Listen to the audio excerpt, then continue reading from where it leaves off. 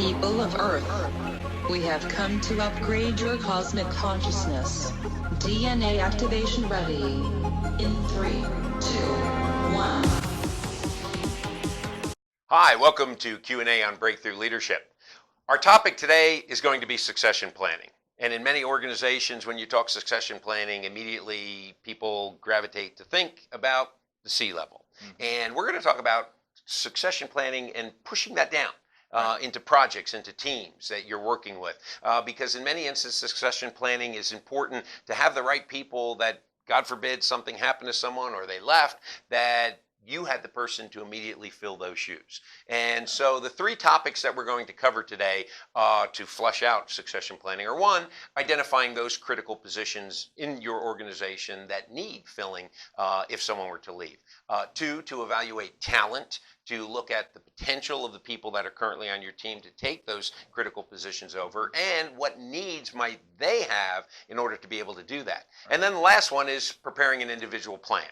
So the first area we're going to talk about is, tell me about critical positions, because in many instances, a critical position is obvious to a lot of people that, no, if Bob leaves or if Susan leaves, then, you know, we're sunk. Right. That's one way to identify critical positions. Yeah. Are there any other ways that you found in your experience of being a CEO? Sure. I think you need to start looking at things that, you know, if that person were to go on vacation or be sick for some period of time, or, you know, we used to say gets hit by a bus, and then we tried to be nicer about it and say if they win the lottery and leave suddenly, you know, where are we going to feel that? You know, how quickly, you know, how many people are going to have to step in? Do we have people ready to step into that role? So I think there's something of a paradigm shift here, as everybody thinks, you said succession planning is a C-suite level thing, right?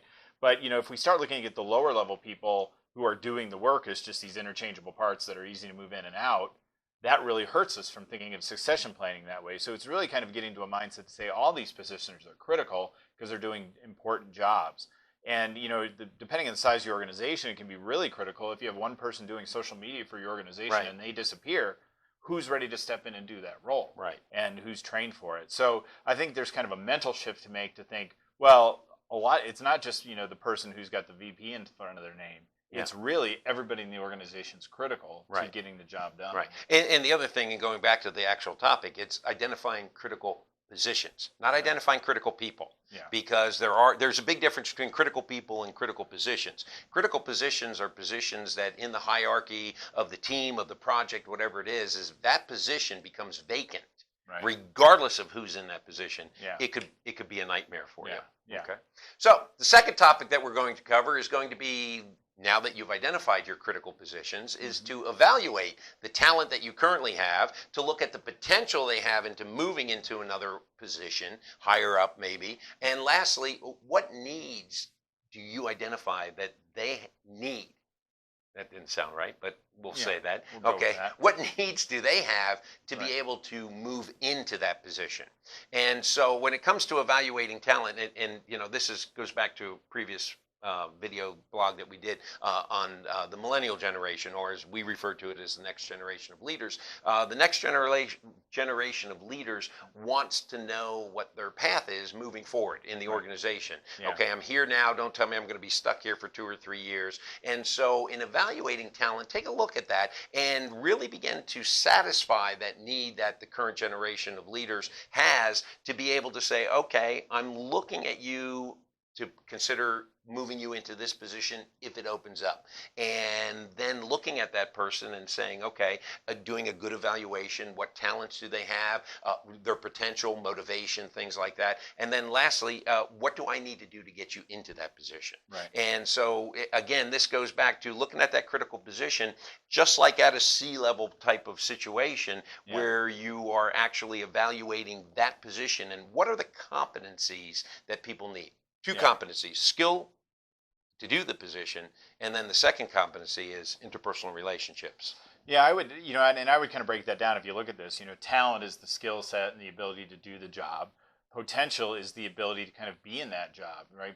Especially if you're moving them into a leadership role, or maybe they've gone from a real solid individual contributor to a role that actually requires a lot more interaction with the team. So part of your potential is how can you fit into that, I think, as, you know, as an interpersonal skill set, right? That can I become a leader? Can I work well as part of a team?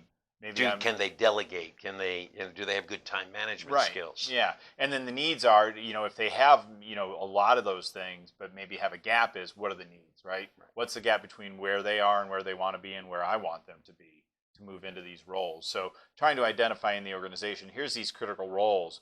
Who can I fill? Who can I move into these? Because I think that becomes, when you think about things like employee engagement and employee satisfaction, and when we talk about the next generation of leaders, they want to know that there's an opportunity. And I wouldn't even restrict that just to the millennial generation. I would expand it to, everybody wants to know where they're going and where their next opportunity may be. So it's really helpful to kind of keep an eye around the organization to say, hey, this person seems to have an affinity for this. Let's start looking at them and maybe give them some opportunity. Right. And that requires also a discussion with them, is to, it just like with someone who on the C-suite level is considered on the fast track, they know that they're being groomed for a particular position, but that doesn't guarantee that they're going to get that position when it opens up. So in looking at that, I think it's very important that you say, here's a position that I'm looking at, moving you up when that position does come available. You don't want someone pushing poor old Bob out the door, and competitive wise. So now that follows right into our next lead, which is creating those individual plans. So your experience in creating an individual plan, once you've identified that critical position, you've identified the potential person to fill it, now we have to create that plan. Right. And this is where I think you really have the opportunity in the annual review process to get rid of the boring annual review. Give the feedback you need to give throughout the year, so that when you're sitting in kind of a quarterly, semi-annual, or annual review, really make that about where do we want to grow over the next period of time before we sit down again. And that's kind of preparing those individual plans. It's where do you want to go next? What areas of the company are you interested in, especially for your more entry-level employees? Where do you want to be? If you think of like banking, the entry point for so many people is teller. Right. And most of those people don't want to be a teller for the rest of their lives, right? But it's I thought it entry was ATM. ATM maintenance. But ATM maintenance. There are certain entry-level jobs that may not be where you want to be, but so where you have those conversations is where do you want to be, and then kind of figure out, all right, what do we need to get there? And there was a time where so much of training was like, I've got to send you in a car, throw you on a plane, and pay for a big expensive conference or training. Now there's so many more opportunities to get training for your employees. There's free video, presentations. There's video blogs like this. Yeah, video blogs like what we're doing. There's online classes. There's so many different things that you can get your people engaged with to start learning these things early on. And don't forget the number one, which is the cheapest, on-the-job training. Right.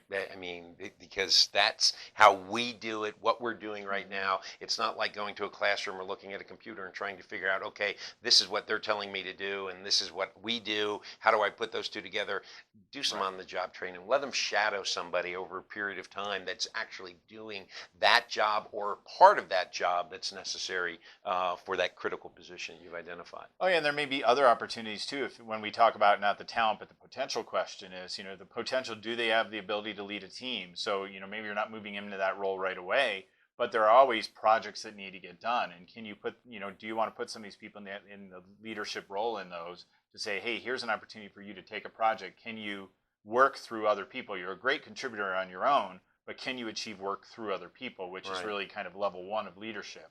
And then, can you get the project done on time? Can you communicate up what the progress is? Can you keep the team engaged and deliver on that? And those are everything from work-related projects. You can even do it on the Christmas party or the holiday party, right?